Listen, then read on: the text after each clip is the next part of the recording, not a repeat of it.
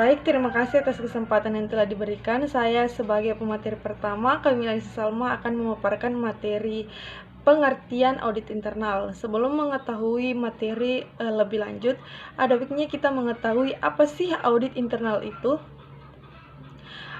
Audit internal merupakan suatu fungsi penilaian independen di dalam entitas atau organisasi guna menguji serta mengevaluasi aktivitas yang dilaksanakan. Pihak yang memeriksa adalah auditor internal, artinya yang memeriksa itu adalah karyawan dari perusahaan itu sendiri. Untuk tujuan pihak manajemen, tujuan internal perusahaan, tidak untuk pihak eksternal. Audit internal adalah sebuah penilaian yang sistematis dan objektif yang dilakukan auditor internal terhadap operasi dan kontrol yang berbeda-beda dalam organisasi untuk menentukan apakah yang pertama, informasi keuangan dan operasi telah akurat dan dapat diandalkan. Kemudian yang kedua, risiko yang dihadapi perusahaan telah diidentifikasi dan diminimalisasi. Dan yang ketiga, peraturan eksternal serta kebijakan dan prosedur internal yang biasa diterima telah diikuti. Kemudian yang keempat, kriteria operasi yang memuaskan telah terpenuhi. Yang kelima, sumber daya telah digunakan secara efisien dan ekonomis. Dan yang keenam yaitu tujuan organisasi telah tercapai secara efektif. Semua dilakukan dengan tujuan untuk dikonsultasikan dengan manajemen dan membantu anggota organisasi dalam menjalankan tanggung jawabnya secara efektif. Baik, langsung saja saya Rizky Afifa. Di sini saya akan menjelaskan terkait dengan materi langkah-langkah apa saja yang perlu dilakukan dalam melakukan audit. Adapun yang pertama yaitu perencanaan jadwal audit. Bagian terpenting dari suatu proses audit yang baik adalah memiliki jadwal audit yang tersedia untuk membiarkan semua orang tahu kapan setiap proses dilakukan di audit selama siklus yang akan datang. Adapun yang kedua yaitu perencanaan proses audit. Langkah pertama dalam perencanaan audit adalah mengkonfirmasi dengan pemilik kapan proses audit akan dilakukan. Rencana tersebut lebih kepada pedoman seberapa penting proses akan diaudit dan kapan kira-kira akan dilakukan.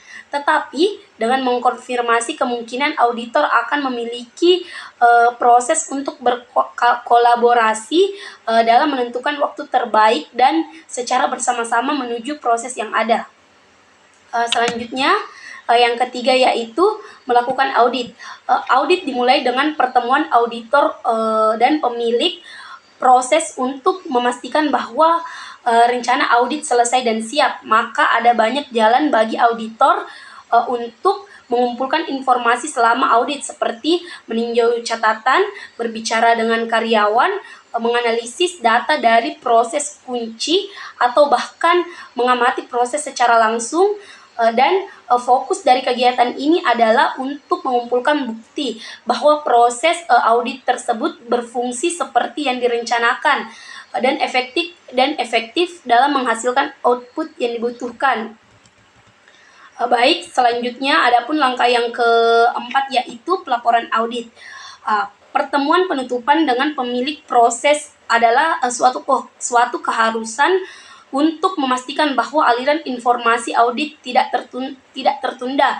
Pemilik proses ingin tahu apakah ada kelemahan yang perlu ditangani dan juga untuk mengetahui jika ada proses yang bisa diimprove. Ini harus diikuti dengan catatan tertulis sesegera mungkin untuk memberikan informasi dalam format yang lebih permanen untuk membuat tindak lanjut dari informasi tersebut. Selanjutnya, langkah yang kelima itu atau langkah yang terakhir adalah tindak lanjut atas masalah atau perbaikan yang ditemukan. Seperti banyak standar manajemen mutu, tindak lanjut merupakan salah satu langkah penting jika masalah ditemukan dan tindak lanjut telah diperbaiki, tindak lanjut perbaikan telah dilakukan, lalu memastikan bahwa temuan tersebut telah diperbaiki dan itu merupakan kunci dari perbaikan. Baik, terima kasih kembali kepada moderator. Saya akan melanjutkan materi dari rekan saya, yaitu tujuan utama audit internal. Ada 5 tujuan utama audit internal, yaitu ada yang pertama completeness, yang kedua akurasi, yang ketiga existence, yang keempat valuation, dan yang kelima classification. Seorang auditor memiliki beberapa pedoman internal audit yang menjadi tujuan utamanya saat melakukan proses auditing, yang diantaranya yang pertama yaitu completeness. Tujuan pertama audit internal adalah completeness, yaitu kelengkapan data yang dicantumkan manajemen dalam laporan. Sebelum memberikan verifikasi pada laporan manajemen, auditor internal wajib melihat apakah laporan tersebut telah disusun dengan informasi lengkap tanpa ada pengurangan. Kemudian yang kedua yaitu akurasi. Untuk memastikan laporan manajemen akurat dan sesuai realita di lapangan, apabila menurut auditor internal data tersaji kurang akurat, maka auditor tersebut berhak melakukan penyelidikan mendalam hingga menemukan data yang benar-benar tepat. Kemudian yang ketiga, existence. Selain komplit dan akurat, auditor internal juga perlu memastikan data dalam laporan manajemen yang benar-benar ada, bukan diada-adakan. Poin eksistensi ini merupakan satu pedoman audit internal yang paling penting untuk menghindari perilaku oknum dari perusahaan. Kemudian yang keempat yaitu valuation. Adapun tujuannya ini untuk memastikan laporan keuangan manajemen sesuai dengan PSAK. Oleh karena itu, selain harus sudah memiliki sertifikasi, seseorang auditor juga wajib lulus pemahaman mengenai standar-standar akuntansi. Kemudian yang terakhir yaitu classification.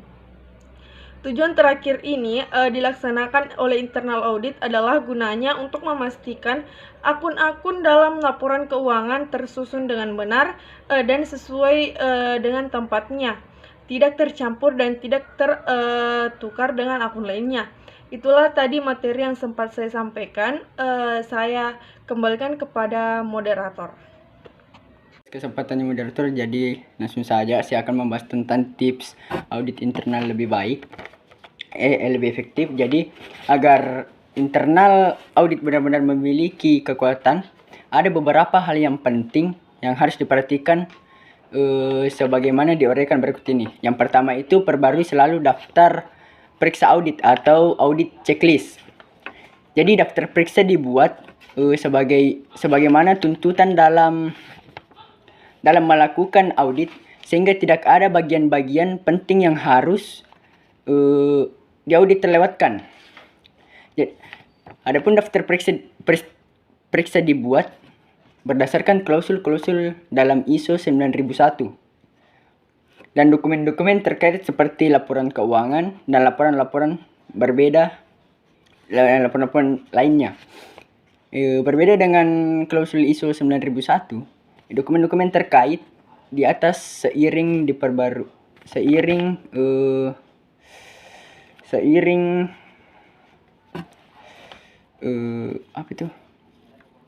diperbarui untuk perbaikan, penambahan atau pengurangan. Dan yang kedua itu masih berhubungan erat dengan yang pertama. Auditor harus memahami proses kerja di departemen audit. Kalau pertanyaan auditor tidak dapat dipahami audit atau penjelasan audit tidak dipahami auditor, itu masih wajar. Tetapi sangat keterlaluan jika auditor sendiri tidak memahami apa yang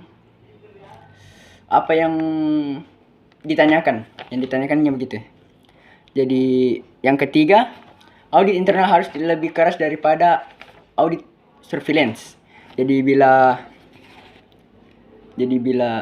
audit internal lebih lembek dari audit surveillance, dapat dikatakan audit internal tidak berguna. Salah satu tujuan audit internal adalah sebagai persiapan audit surveillance. Dan yang keempat, auditor internal dipilih dari semua departemen dan pembagian tugas harus dihindarkan. Jangan sampai terjadi tukar guling atau temuan.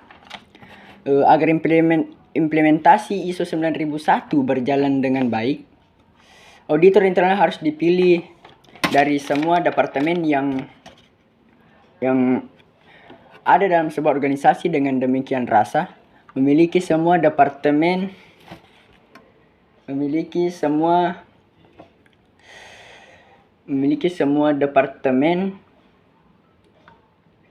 yang ada dalam sebuah organisasi.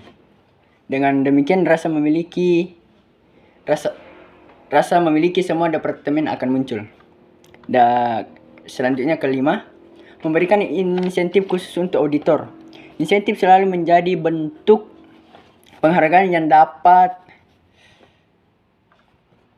dapat memotivasi auditor untuk lebih berprestasi. Motivasi dapat meningkatkan kreativitas dan improvisasi audit sehingga perbaikan tak terpikirkan sebelumnya dapat saja terjadi. Intensif tidak terlalu harus berbiaya mahal, yang penting adalah perasaan diperlakuan istimewa dan manajemen untuk auditor. Dan selanjutnya itu keenam, memberikan intensif khusus bagi departemen yang tidak ada temuan. Bila organisasi berpendapat bahwa sudah seharusnya setiap departemen atau setiap orang bekerja maksimal, itu wajar. Tetapi menurut pendapat saya, pendapat itu cenderung menumbuhkan suasana tak sedap dalam sebuah organisasi. Jadi yang ketujuh, evaluasi kinerja auditor secara reguler. Memiliki auditor yang handal merupakan keharusan. Kinerja mereka harus dievaluasi. Paling lama 3 tahun sekali. Selain sisi kapabilitas dan kompetensi, komitmen auditor juga merupakan hal penting yang harus dievaluasi. Dan yang terakhir ke-8, auditor internal harus dibela. Jadi dalam proses audit jarang terjadi perbedaan pendapat antara auditor dan audit. Auditor menetapkan suatu temuan, tetapi audit tidak mau menerima. Akhirnya terjadi kebuntuan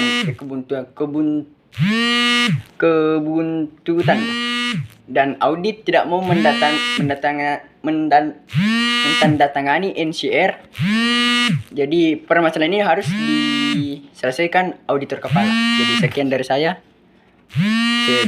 Saya kembalikan kepada moderator. Baik, saya Rizky Afifa. Di sini saya akan menjelaskan terkait dengan studi kasus perusahaan PT Membangun Bangsa.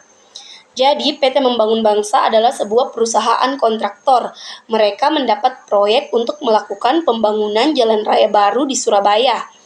PT Membangun Bangsa memulai mengerjakan proyek tersebut pada awal tahun 2005 dan PT Membangun Bangsa ini telah menyanggupi untuk menyelesaikan proyek tersebut pada tahun 2006. Namun, pada kenyataannya hingga pertengahan tahun 2006, proyek tersebut belum juga diselesaikan oleh PT Membangun Bangsa. Nah, tentu saja PT Membangun Bangsa mendapatkan teguran dari pihak pemerintah daerah terkait dengan masalah ini. Manajemen PT Membangun Bangsa meminta auditor internal untuk mengaudit proyek pembangunan jalan raya ini. Adapun temuan kesalahan yang menyebabkan pembangunan ini mundur dari jadwal yang telah disepakati, yang pertama yaitu banyaknya pekerja yang berhenti karena penghasilan yang mereka dapatkan tidak sepadan dengan pekerjaannya.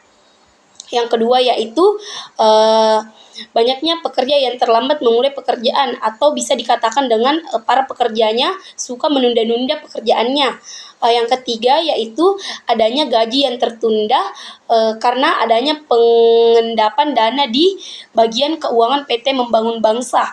Yang keempat yaitu terhambatnya penerimaan dana pembangunan yang diberikan oleh pemerintah daerah yang disebabkan karena belum dicairkannya dana oleh pihak pemerintah daerah. Yang kelima yaitu mahalnya biaya sewa alat berat yang harus digunakan untuk pembangunan ini. Dan yang terakhir yaitu naiknya biaya bahan baku untuk pembangunan jalan raya ini. Jadi itulah tadi masalah-masalah yang ditemukan.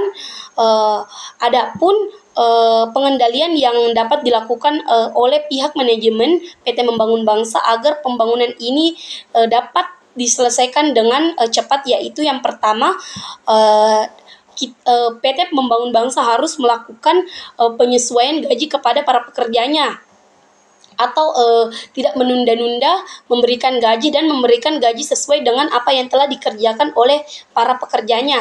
Yang kedua yaitu memberi sanksi tegas kepada para pekerja yang melanggar kedisiplinan dalam bekerja, dalam hal ini ketepatan waktu bekerja, atau bisa dikatakan PT Membangun Bangsa memberikan sanksi kepada para pekerja yang suka menunda-nunda pekerjaan atau terlambat dan lain-lain. Terus yang ketiga yaitu memberikan bonus kepada mereka yang disiplin dalam bekerja. Contohnya seperti ketika para pekerja lembur dengan memberikan gaji lembur. Yang keempat yaitu melakukan teguran kepada bagian keuangan PT Membangun Bangsa yang telah terbukti melakukan pengendapan gaji pegawai, mencari tahu kembali kepada pihak pemerintah daerah tentang alasan pihak pemerintah daerah mengapa dana pembangunan bisa terhambat. Terus yang terakhir yaitu meminimalkan penggunaan alat-alat berat, menyeleksi penggunaan bahan baku yang benar-benar perlu untuk digunakan. Penyeleksian ini bertujuan agar tidak terjadinya pemborosan dan dapat mengurangi dana-dana yang dikeluarkan. Baik, itulah tadi studi kasus yang kelompok kami dapatkan. Lebih dan kurangnya mohon dimaafkan.